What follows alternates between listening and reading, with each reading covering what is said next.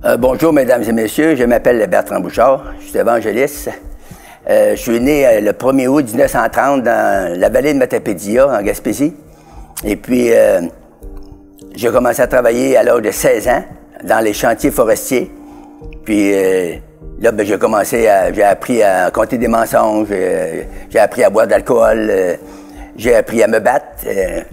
Puis là, je suis devenu aussi un homme très, très malade de l'arthrite et des rhumatismes. Et j'ai travaillé comme ça pendant une dizaine d'années. Puis à l'âge de 25 ans, j'ai rencontré un monsieur, un croyant en Jésus-Christ, qui m'a dit que je pouvais être sauvé puis être guéri de mon arthrite. Fait que sauvé, je comprenais pas trop le mot, parce que dans notre religion, le mot sauvé, ça voulait dire être au ciel. Il n'y avait pas de sauvé sur la terre, là. Et puis là, je suis allé avec lui dans une réunion chrétienne évangélique, puis le pasteur a fait l'appel. Puis là, j'ai répondu à l'appel. Mais lui, avant, il m'avait parlé de Jésus-Christ. On travaillait ensemble dans le bois. Et puis, je me rappelle le soir, là, quand j'ai accepté le Seigneur le soir à l'église. Puis là, on continuait à travailler dans le bois encore quelques temps. Et quand je travaillais dans le bois, là, on était dans une petite tente, là, toute petite, là. Et puis, on travaillait avec les arpenteurs le long d'un gros lac, là. Puis, là, j'étais malade, puis je voulais délivrer des cigarettes en même temps. Puis là, il m'a dit, prie. Fait que là, je me suis mis à genoux, puis je priais, mais j'avais les mains. Quand je me levais mes mains touchaient à la tente tellement c'était une petite tente. Là, j'ai crié au Seigneur pour être délivré de cigarettes. Et puis, je me souviens pas comment j'étais longtemps à genoux, là, aux côtés de mon lit, dans la petite tente. Et tout d'un coup, j'ai entendu une voix qui m'a dit dans mon cœur, tu peux te coucher, tu ne fumeras plus jamais. Et là, la délivrance est opérée en moi, je me suis couché, puis j'ai jamais retouché à la cigarette de ça, puis ça va vers 60 ans au mois de juin que le Seigneur m'a délivré de ça. Et puis, l'alcool, ça, j'étais délivré d'ouette là, quand ils ont prié pour moi à l'église, j'étais complètement, le goût est parti complètement, j'ai jamais retouché à ça non plus. Le mensonge, c'est parti tout seul, ça, là. Quand j'ai donné ma vie à Jésus, le mensonge est sorti de moi, j'étais délivré complètement. Et puis, le soir, le pasteur avait prié pour moi pour l'arthrite, les rhumatismes que je souffrais depuis que j'étais assez jeune, depuis que j'ai commencé à travailler dans le bois, là, parce qu'on travaillait des fois de 35, 40, 45 en bas de zéro, puis pas trop bien habillé, là. Fait que là, le foie avait rentré dans mes membres partout, puis j'étais plein d'arthrite et de rhumatisme.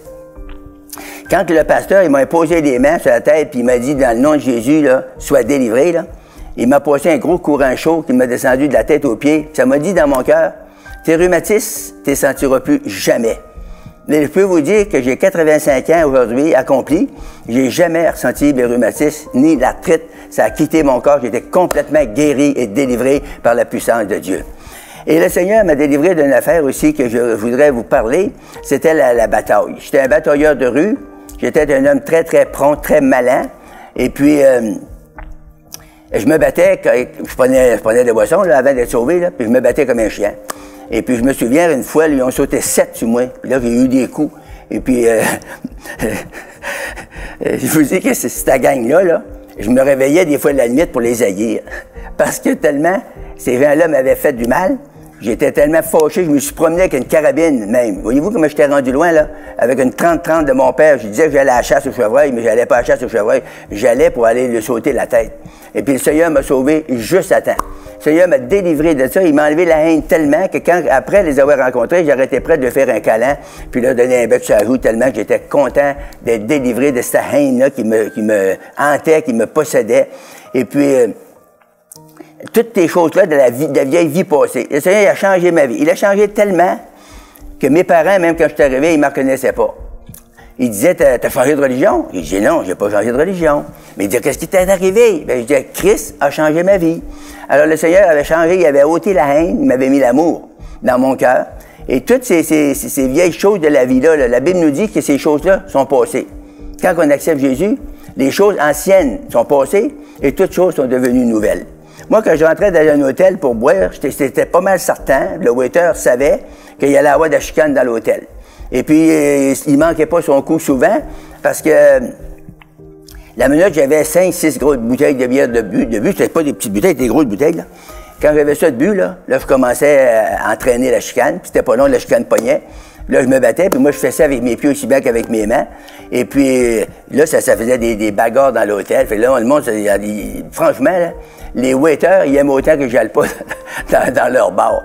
Et puis, j'étais comme ça, là, tout le temps, tant que j'ai pas été sauvé. Quand j'ai été sauvé, j'étais complètement délivré de ça.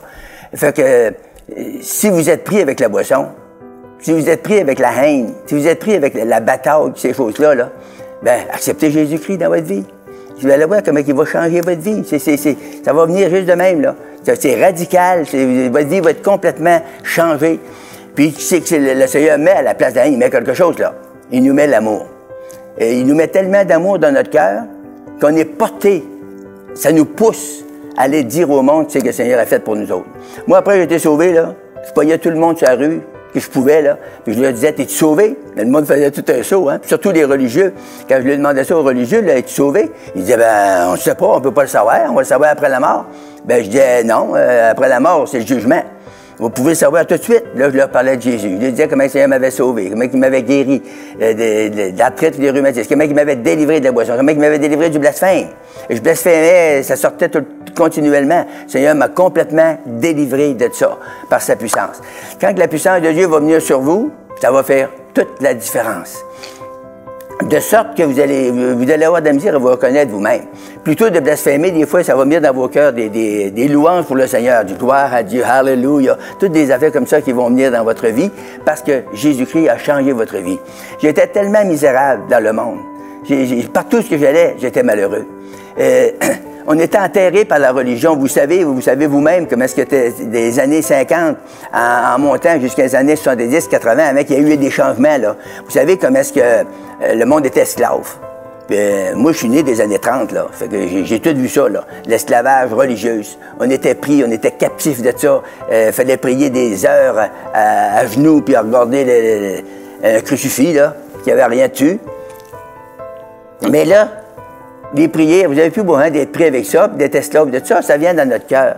Là, aujourd'hui, quand je veux prier, je dis que c'est qui est dans mon cœur, je demande au Seigneur ce que j'ai de besoin, puis le Seigneur intervient. Je vous dirais que beaucoup de prières ont été exaucées depuis que j'ai donné ma vie au Seigneur. Puis pourtant, avant, j'ai vécu 25 ans, là, dans la religion, puis j'ai essayé d'être religieux, comme tout le monde font, là, comme beaucoup de monde font, puis j'ai jamais été capable d'avoir des exaucements, d'avoir à mes prières. Mais quand j'ai été sauvé, j'avais des exaucements comme ça, là, puis pas rien qu'une, là. Je peux vous dire qu'il n'y a pas grand-chose qui me manque en réalité, là. J'étais en bonne santé, j'ai 85 ans, je suis un homme heureux, je suis marié, j'ai une bonne femme, j'ai des bons enfants. Fait que je suis un homme, en réalité, je suis un homme très béni. Et je disais même des fois à New York, je prêchais à New York, puis j'ai dit dans une église de 2000 membres que j'étais un des hommes les plus heureux sur la face de la terre. De telle sorte, ça l'a tellement frappé le pasteur de cette église-là qui est venu me demander après. Il a dit, c'est vrai ça? Quand j'ai dit ça, j'avais 71 ans. J'ai dit, c'est absolument vrai. Tu sais, quand vous avez la paix dans votre cœur, quand vous avez, votre malice est changée en amour puis en douceur, pensez-y à ça, là. C'est quelque chose que vous avez besoin maintenant. C'est quelque chose que vous qui m'écoutez, là, que vous désirez avoir dans votre cœur. La paix, l'amour, la joie, hein, la patience, et toutes ces choses de l'esprit que Dieu veut vous donner maintenant. Vous n'avez pas besoin de supplier, vous n'avez pas besoin de crier, vous n'avez pas besoin de faire des neuvaines, puis faire beaucoup de religion pour ça. Vous avez juste à faire confiance à Jésus-Christ. Jésus-Christ, il a dit, quiconque invoquera le nom du Seigneur sera sauvé. Ça veut dire aussi sera guéri, sera délivré ou sera rempli du Saint-Esprit et sera prospère. Dieu nous veut prospère aussi. Dieu ne veut pas que vous crevez de faim. Dieu ne veut pas que vous ayez toujours à courir après la pièce. Ça, n'oubliez pas ça. Là. Dieu veut nous donner, il veut nous donner en abondance. Et il y a une épître de Jean, chapitre 3, verset 2, qui nous dit que Dieu souhaite que vous soyez prospères à tous égards. Je ne sais pas si vous le saisissez, là. À tous égards, ça veut dire ça dans votre vie spirituelle, votre vie morale, votre vie physique, votre vie émotive, votre vie financière. Le désir de Dieu, c'est que vous soyez prospères. Ça veut dire, ce prospère, ça ne veut pas dire que vous avez des millions, là. Ça veut dire que vous en avez assez pour vous, puis vous pouvez aider les autres. Fait que la prospérité que Dieu veut vous donner, il veut vous donner direct après-midi, là. Pendant que je vous témoigne ça, là. Croyez-le. Faites juste accepter dans votre cœur. Puis Dieu va faire le changement. Vous allez voir, on va faire une petite prière en terminale. Dieu va faire un changement radical dans votre vie. Fait que, est-ce que vous aimeriez ça? Moi, je l'ai essayé, puis ça a marché. Puis si ça a marché pour moi, la Bible dit Dieu fait exception de personne. Si ça a marché pour moi, ça va marcher pour vous. Ça, je vous le garantis à 100%. C'est qu'on ne sait pas, c'est que Dieu vous aime. Puis ça, on ne le savait pas. Avant d'être sauvé, je ne savais pas que Dieu m'aimait. Je pensais que Dieu me détestait. Et quand j'étais malade, je pensais que c'était Dieu qui me rendait malade. Puis au contraire, Dieu ne peut pas rendre malade. Dieu est venu pour nous guérir. Sur la croix, là, il a porté vos péchés, mais il a porté aussi vos maladies. Et il s'est chargé de vos douleurs. Et ce qu'il veut faire, Dieu, aujourd'hui, là, il veut vous guérir. Toi qui es malade aujourd'hui, Dieu veut te guérir. Toi qui n'es pas certain d'être sauvé, Dieu veut te sauver. Il va te donner la paix dans ton cœur, il va te donner l'assurance dans ton cœur qu'à partir d'aujourd'hui, là, c'est une vie nouvelle qui s'engage. Ça va être la nouvelle vie, ça va être une nouvelle naissance, ça va être un changement radical. Parce que la Bible dit, si quelqu'un est en Christ, il est une nouvelle créature. Et les choses anciennes sont passées. Quelles choses anciennes? Eh bien, le blasphème, le mensonge, l'hypocrisie, l'adultère, toutes les choses du monde, là. Ça c'est passé. Et toutes choses deviennent nouvelles. Ça veut dire que vous commencez une vie nouvelle avec Dieu, par Jésus-Christ, et le Saint-Esprit de Dieu vit dans votre cœur. Quand vous acceptez Jésus, Dieu vient dans votre esprit par son esprit, puis il vit en vous. Puis là, vous avez le témoignage en vous-même. La Bible nous dit que l'Esprit de Dieu rend témoignage à notre esprit qu'on est devenu un enfant de Dieu. Voyez-vous, là? C'est quelque chose que vous avez en vous. Personne ne peut vous l'ôter. Et puis, vous allez voir que ce n'est pas comparable avec la religion, là. C'est vraiment quelque chose de concret, quelque chose que vous avez en vous, c'est discret. Et puis, c'est ça qui vous emmène la bénédiction dans votre vie. Une vie avec Jésus-Christ, là, c'est la meilleure vie qu'il n'y a pas. Vous pouvez avoir beaucoup d'argent. J'ai connu des gens, j'en connais encore, qui ont beaucoup d'argent. Je connais des gens qui ont des très, très, très belles maisons. Je connais des gens qui sont assez en santé à part de ça, mais que quand on discute avec eux autres, ils nous disent, ben il manque quelque chose. Je suis pas heureux. Tu sais? Oui, c'est tout à fait vrai. C'est pas l'argent qui fait le bonheur. Ça aide au bonheur, mais ça fait pas le bonheur. Et puis, quand même, vous auriez des grosses maisons, des grosses propriétés. C'est pas ça qui fait le bonheur non plus. C'est attendu que si vous pouvez en avoir, ben, tant mieux pour vous autres. Mais qui c'est qui fait le bonheur? C'est la vie nouvelle de Jésus qui rentre en vous par son esprit, puis qui vous donne le bonheur. Le bonheur, ça vient de Dieu.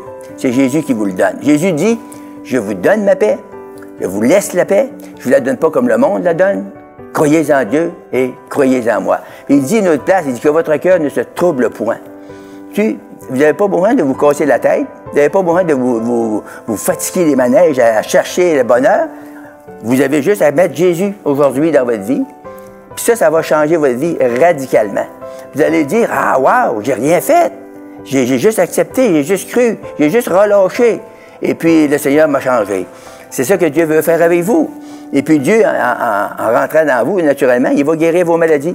Qu'importe la maladie que vous avez cet après-midi, là, Dieu peut vous guérir à l'instant même, tandis qu'on va faire la prière de la foi. On va faire une prière après, là. Puis acceptez-le, faites la prière avec moi. Je vous garantis que Jésus va vous toucher, doit être là. Votre vie va commencer à changer.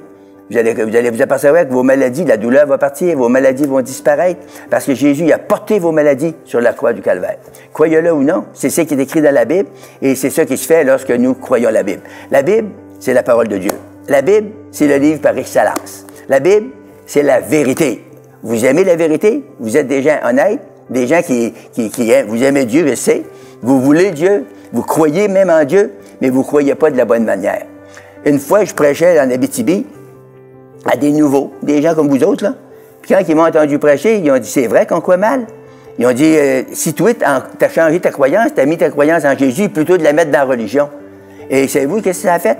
Bien, ça a changé ma vie en bien. Le Seigneur m'a délivré, il m'a guéri, il m'a sauvé, il a fait de moi une nouvelle créature. Et puis, il veut le faire avec vous cet après-midi. Pourquoi vous ne feriez pas une belle petite prière avec moi, une prière de foi? Mettez votre confiance en Jésus, ce que je vous ai parlé là. Ce qu'il a fait pour moi, il veut le faire pour toi. Alors dites, Seigneur Jésus-Christ, je t'accepte dans ma vie cet après-midi comme mon Sauveur et comme mon Seigneur. Merci de m'avoir sauvé de mes péchés, Seigneur. Seigneur, je sais que je suis un pécheur, je reconnais que je suis un pécheur et j'ai besoin d'un Sauveur. Et toi, Seigneur, tu es mort sur la croix du Calvaire. Tu as porté mes péchés, tu as porté mes maladies et par tes meurtrissures, je suis guéri. Alors moi, je vous déclare guéri maintenant dans le nom puissant de Jésus-Christ, de toute maladie, qu'importe la maladie. Si tu souffres des maladies de cœur, des maladies musculaires ou de la tuberculose ou n'importe quelle maladie, de la diabète, je te déclare guéri au nom de Jésus. Amen.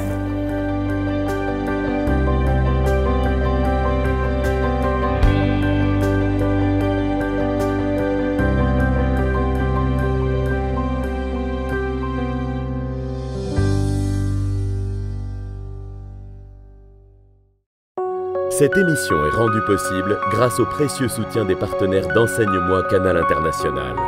Retrouvez tous nos programmes sur emcitv.com.